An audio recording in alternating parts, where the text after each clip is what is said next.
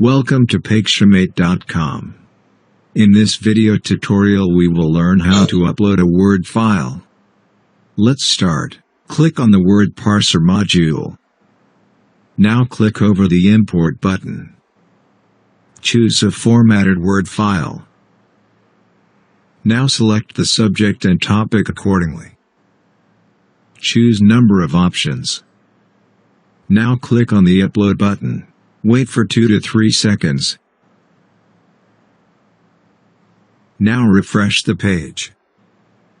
In this way one can import 200 to 500 questions within 3 to 4 seconds without any difficulty. If you wanted to see the imported question, then click on the View Parsed Questions button. Thanks for the watching video. If you liked the video, give a thumbs up. And if you haven't subscribed the channel, click on the subscribe button.